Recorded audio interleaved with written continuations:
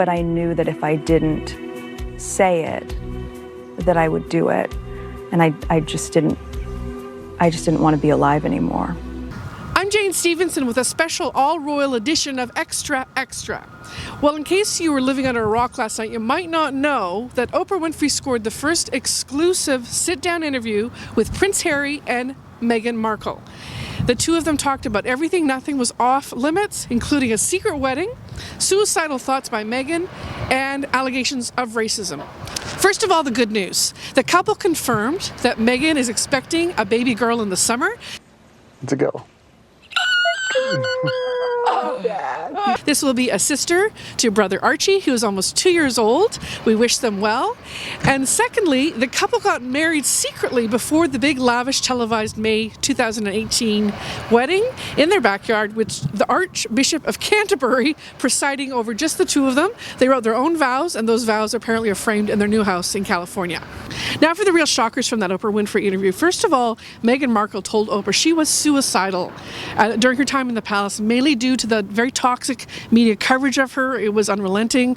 The palace did very little to help during that time. They sought help from what they call the firm or the institution, and none was given. I went to the institution and I said that I needed to go somewhere to get help. I said that I've never felt this way before and I need to go somewhere. And I was told that I couldn't, that it wouldn't be good for the institution. Then there was a much more serious allegation of racism leveled by both Meghan and Prince Harry. Meghan told Oprah that a member of the royal family had a discussion with Prince Harry about concerns About how dark his skin might be when he's born. Neither of the couple wanted to reveal which member of the royal family had this conversation with Harry, but Oprah did reveal later it was neither Queen Elizabeth or Prince Philip. It also became very clear during this conversation with Oprah that Prince Harry's relationship with his father is severely strained at this time. He talked about the fact that during the so-called Mexit, their exit from royal life, that he stopped taking Harry's phone calls. So he couldn't even talk to his father during probably one of the most kind of stressful times in his life. His father, again, refusing to take his phone calls. Did you make Kate cry? No. Meghan Markle told Oprah that Kate Middleton, in fact, made her cry, and she didn't make Kate cry over a much discussed discussion about flower girls' dresses leading up to the wedding. This was a huge, huge topic in the British press for months, and it turns out the reverse is true if you believe what Meghan has to say. In terms of Queen Elizabeth II, she comes out looking pretty much the best in this interview. Both Meghan and Harry say she was very supportive from the very beginning of Meghan's introduction to the royal family. She told a very sweet story about how they were on a train together and Queen Elizabeth offered part of her blanket to Meghan to keep her warm during the journey.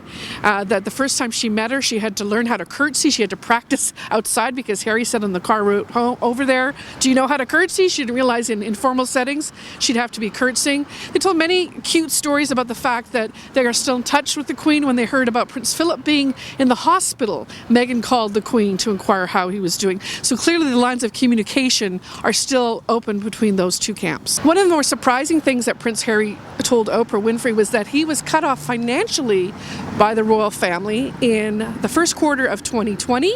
He survived probably quite healthily on the inheritance from his mother, Princess Diana, and that the reason they got into a Netflix deal and a Spotify deal is because they needed the money to provide security for the family. Once he was relieved of his royal duties, there was no more security available to him and the family, and they were both quite concerned about that. And finally, in terms of his relationship with his brother, with Prince William, both of these boys suffered a horrible loss as young men when their mother, Princess Diana, was killed. Everyone remembers them walking through the streets of London behind her coffin. He said in the interview to Oprah Winfrey, we've been to hell together and back. But he did say the relationship was one of space right now. He also talked about the fact that his brother and his father were so-called trapped inside the palace, and what he means by that is in the system as heirs to the throne. They can't leave the way he did, and he actually feels sorry for them. But he does hope to reconcile with both of them. He did mention that in the Oprah Winfrey interview. In any event, let us know what you think on Facebook and Twitter, and please subscribe to our YouTube channel below.